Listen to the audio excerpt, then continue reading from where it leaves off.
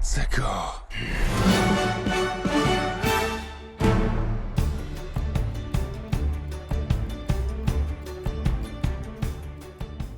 The Super Mario Bros. Movie. This is it! After several Nintendo Directs over the years to build up the hype of the gaming company's biggest move to the big screen yet, the most anticipated animated movie in recent years is out of the pipe and has entered our kingdom. It's funny to look back at how the cartoon community was obsessed with hating Illumination Entertainment for making films that play it safe, yet were still able to become some of the most successful modern features because now they're taking one of the biggest risks that a movie has ever taken.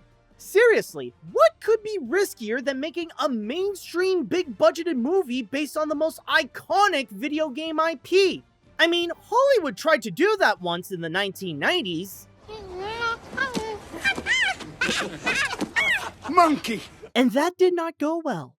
Mario is so recognizable that almost everyone in the world at this point played at least one of his games in their lifetime. Not to mention that the plumber is credited for turning many people into gamers who grew up with his adventures to fight off Bowser and still continue to do so to this day. As for me, I admit that I am one of those lifelong Mario fans. Some of the most enjoyable memories in my life are from when I was playing a Mario game. From the classics like Super Mario 64, to the party games with friends like Mario Kart and Mario Party, to the modern hits like Super Mario Odyssey. I'd even go as far and say that Mario can be found a few times amongst my personal favorite video games. So, as you can imagine, I am absolutely excited for this feature. So much so that a friend of mine gifted me the teaser poster and I went to get that thing framed to show it off, and I can't help but have my expectations high on this one to see if it will be as fun as the games they're based on. So now that we've taken the warp pipe to the Mushroom Kingdom, will this movie be as exhilarating as grabbing a star? Or is that good movie we're looking for in another castle? Let's find out. The story. One thing to note about the Mario games is that they are not often known for their storytelling. In terms of plot, they're usually just about a plumber saving a princess from an evil turtle monster with no sense or logic to be found or care about. You play the games because the games themselves are fun. Thus, the story is meaningless when the gameplay makes up for the other elements that it lacks. But when you try to translate that onto a storytelling medium like a movie where the narrative is an essential component, that leaves little to no room for getting away with that kind of neglect, and the errors are left awkwardly exposed. I'm sorry to say this, but the biggest problem with the Super Mario movie that I'll say now is that the writing, in the traditional filmmaking sense, is not good. Even to the point that it makes the film feel bland when you look past the Mario theme. It's obvious that the plot is a low priority for this feature, and the film more often than not feels like it can forget about it.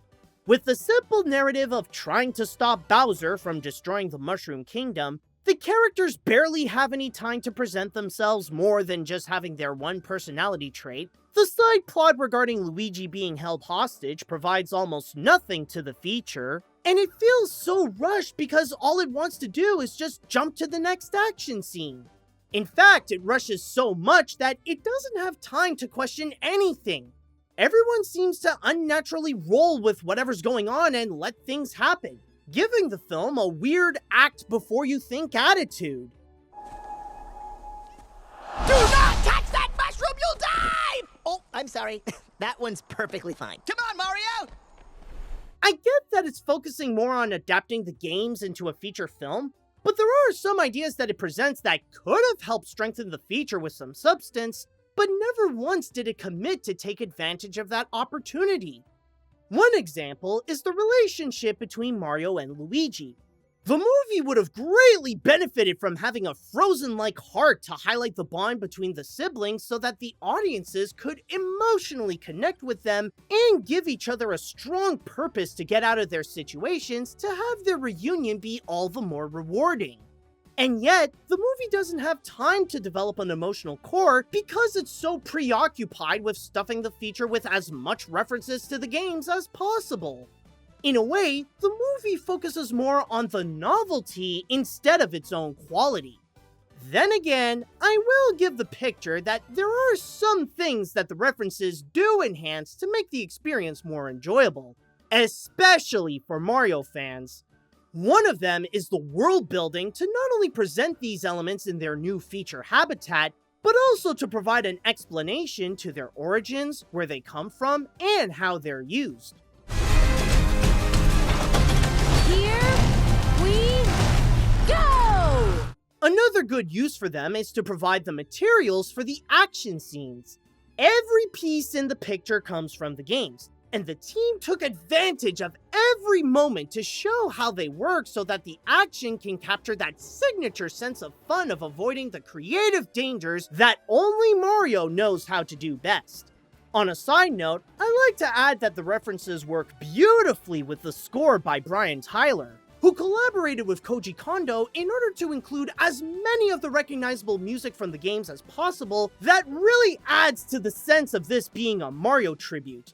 I'd even say that the music is among the best parts of the film.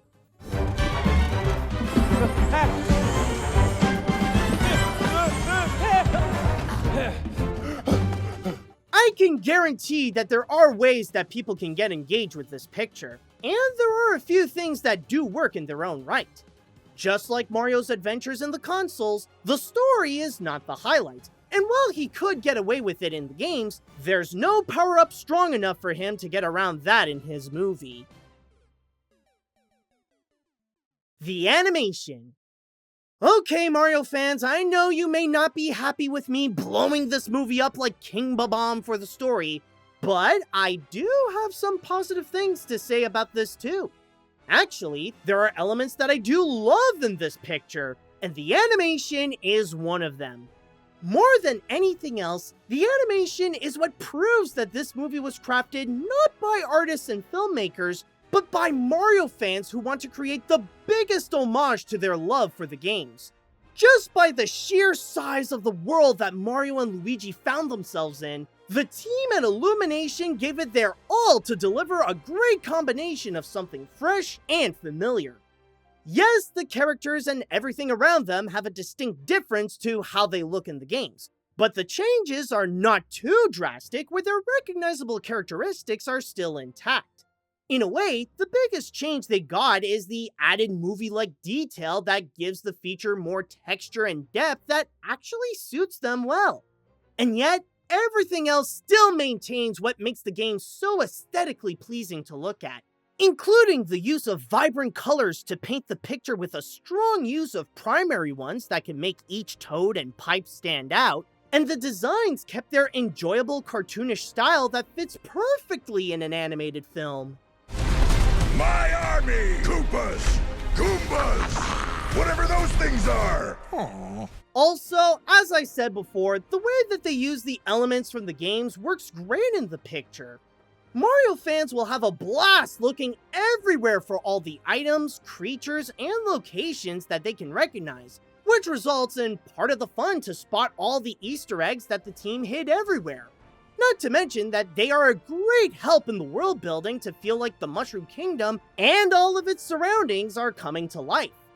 Even in the Brothers' home of Brooklyn, there are more references to find that go beyond the franchise and pay tribute to other Nintendo games. Another element that the animators should be praised for is the action scenes. I've already mentioned how they got that Mario spirit with how they use the components from the games, but even by looking at them as they are undeniably the highlights of the feature.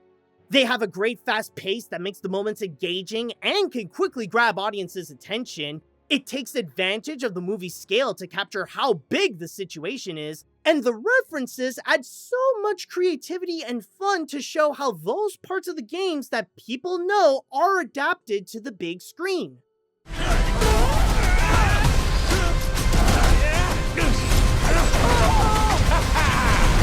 As much as this may have its problems, it's the animation and the creative team at Illumination who help make the feature be worthwhile to watch. It's colorful, it's very respectful to the source material, it's action-packed, and it makes the movie amazing, at least to look at. The characters. Almost everyone knows who these characters are. They're icons in their own right. But do you know these characters in terms of their personality or how they are emotionally? If you ever want to figure that out, then this movie will give you a bit of that, but not much. I'll say now that there isn't a character here that they made completely unbearable, but with its neglectful attitude towards the storytelling, the characters don't get a chance to present their development in their new movie form, leaving the actors to do most of the heavy lifting so that they can have at least some charisma. Let's begin with the legend himself, Mario, who in this movie wants to follow his dreams and prove to himself that he is more than a nobody. Amongst everything in this picture, the one that received the most hate since it was first announced was the casting of Chris Pratt as the renowned plumber. And I'll admit that I was not a fan of that choice either. But now that I got to see his interpretation of the character, I can honestly say that, yeah, I still don't think it was a good idea. Don't get me wrong, Pratt is a really good actor, and I'll give him that he did well in his performance here. But my problem is that he doesn't convincingly sound like Mario. You see, in terms of his voice, Pratt is not a versatile actor like Bill Hader or Keegan-Michael Key. He has that one distinct voice that is easily recognizable and suits well as the average white American man. That's why he was a perfect fit for the role of Emmett in the Lego Movie, because he knows how to perform with that average tone. I'm not asking him to have some crazy Italian accent. In fact, the movie does address that in a clever way, but with how this movie built its protagonist and with Chris Pratt's acting, it's hard for me to be convinced that this is Mario. All I can think of is that I'm watching Emmett 2.0. Oh, I got this. No problem. Yes! Then you have Luigi, who is the supportive but nervous brother that gets kidnapped by Bowser. Again, he had a chance to provide some heart for the film by showing his love for his family, but the movie rarely gave him any opportunities for that, and his role was reduced to Mario, wherever you are, help! Then there's Princess Peach, who the feature decided to take a different direction than the typical damsel in distress. Unlike most of the games, they gave her the kind of strength that makes violent incels feel insecure about themselves. Apparently, they make, because they have to, Princess Peach the hero of the film. You knew that was coming? They couldn't just allow it to be what the actual video game is, where Princess Peach is the thing that you're saving, right? Now Princess Peach has to be the kick-ass woman. Don't worry, Ben. One day you'll go to therapy to properly manage your feelings. But I gotta say that this new Peach actually works great. The film uses her royalty role to show her as a responsible leader, someone with the intellect of the ins and outs of her world, and was physically trained to protect her people. So instead of being Mario's prize for the rescue mission, she becomes Mario's mentor and leave the kidnap role to Luigi, who makes perfect sense to be in that position.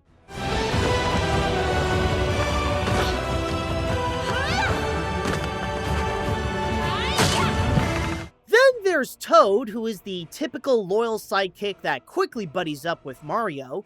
Donkey Kong, who is the prideful son of the Mad King Cranky Kong and becomes Mario's rival, to which Seth Rogen's voice surprisingly works well with him. And then there is Bowser. He encompasses every stereotype you'd expect from a family-friendly bad guy. A ruthless tyrant who wants to take over the world and has a major crush on Peach to the point of pursuing to marrying her. Thanks to the wild performance of Jack Black, Bowser is one of the best characters of the film because of how much fun he had in his role. He provides this great energy where he loves every minute of being evil, as well as how he presents himself as an intimidating threat to the Mushroom Kingdom. I finally found it. Now who's gonna stop me? Of course, there are other characters that are featured as well, but many of them are just minor roles that don't provide much to the story. However, to their credit, some of their inclusion is very welcome for providing some great comedy onto the picture, especially that psychotic Luma Lee. He is cute, but he is. There's gotta be a way out of here. There's no escape. The only hope is the sweet relief of death. maybe they're not the best versions of the characters, and I'm sure some of the casting is debatable, but thanks to some good voices, the cast do play a significant part in the feature's enjoyment.